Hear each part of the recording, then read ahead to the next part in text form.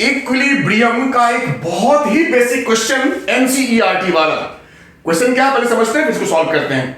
ये फिगर नहीं था, ये फिगर मैंने इनिशियल फिगर बनाया आपको समझाने के लिए। देखो क्वेश्चन क्या है, कहा आपके पास एक 6 kg का मास है जो कि 2 मीटर लंबी रस्सी से टंगा हुआ है। ठीक है, इसको हमने हैंग कर रखा है।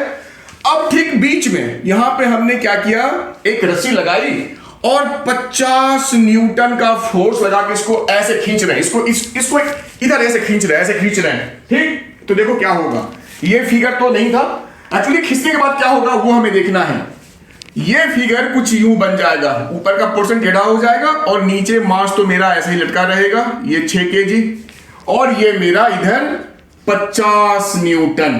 क्लियर हो गया, इसको खींचेंगे तो ये मेरा मेन फिगर ये बन गया। अब आपसे पूछता है कि ये जो एंगल मेरा बना, यानी पहले इसका पोजीशन था, अब ये टेढ़ा ऐसे हो गया, तो ये एंगल कितना होगा ये आपसे पूछा है। सिंपल क्या लेंगे, हम ये जानते हैं कि अभी पूरा सिस्टम है इक्विलिब्रियम में, यानी नेट फोर्स जो होगा किसी भी पॉइंट पे क्या होगा, 0 होगा नेट फोर्स। हम इस पॉइंट की बात करते हैं, यहां पे 6 kg मास है, तो इसको ऐसे समझ लो कि नीचे मेरा जो फोर्स है वो 6 kg का 60 न्यूटन, mg 60 न्यूटन हो गया। इधर 50 kg और इस वाले स्ट्रिंग में टेंशन हो जाएगा। ठीक, इसको टी ले लो। अब देखो जो मेरा टी है, सबसे मेन इंपॉर्टेंट यही है, मेरा टी है ना तो वर्टिकल है ना हॉरिजॉन्टल है। इसको ब्रेक कर लेंगे, एक इसका वर्टिकल और एक इसका हॉरिजॉन्टल कंपोनेंट। ये थीटा है तो ये पक्का ये थीटा होगा, तो ये कंपोनेंट जिसके साथ थीटा बनता है वो याद रखना, वो कॉस थीटा कंपोनेंट होता है। तो ये हो गया टी कॉस थीटा, तो ये हो जाएगा हमारा टी साइन थीटा।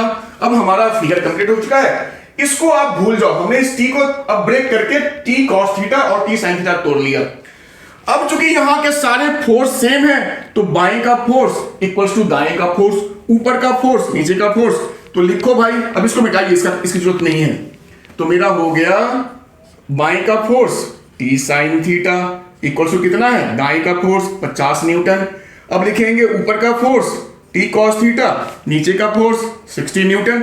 दोनों को डिवाइड कर दो, 1 और 2 को।